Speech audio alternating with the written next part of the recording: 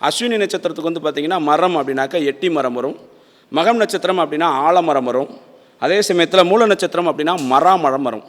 அப்போ அந்த கொள்ளை கொண்டு அந்த மரத்துக்கு இவங்க விநியோகம் பண்ணும்போதோ அல்லது அந்த மரத்தை வந்து வழிபாடு செய்து அவர்கள் அதை உபயோகப்படுத்தும் போது அது அவங்களுக்கு வந்து சிறப்பாக இருக்கும். இப்போ மரம்லாம் எங்கே இருக்குன்னே தெரியல, அதனால் மரத்துக்கு நான் எங்கே போய் தேடுறது அப்படின்னா அதை விட்டுடலாம். அதனுடைய பாலினத்தை நம்ம வந்து எடுத்துக்கலாம்.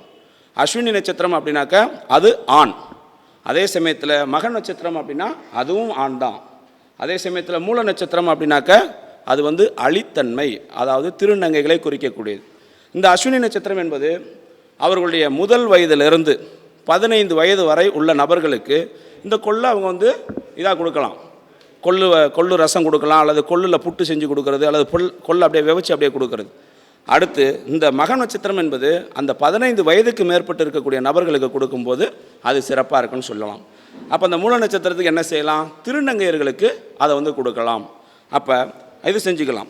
இல்லை அப்படின்னாக்கா அதனுடைய சேத்திரங்கள், கோவில் முறைகள், வழிபாடுகள். அஸ்வினி நட்சத்திரம் அப்படின்னாக்கா கீழ்பெரும்பள்ளம் அந்த இடத்துக்கு வழிபாடுக்கு செஞ்சுக்கலாம்.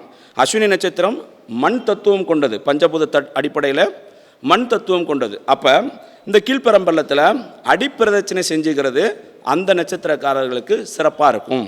அதே போல் இந்த மகம் நட்சத்திரம் என்பது நீர் தத்துவம் கொண்டது.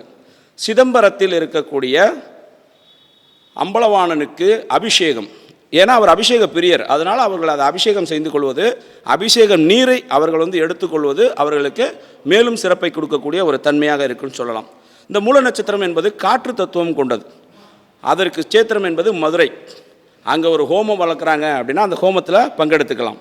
அல்லது மந்திர உச்சாடனத்தை அந்த கோவிலில் போய் இவங்க உட்காந்து இவங்களுடைய மூச்சுக்காற்றை அந்த ஆலயத்தில் உள்ள வைப்ரேஷனோட கனெக்ட் பண்ணுறது. அப்படி பண்ணும்போதும் அவங்களுக்கு வந்து அது சிறப்பாக இருக்கும் அப்படின்னு சொல்லலாம்.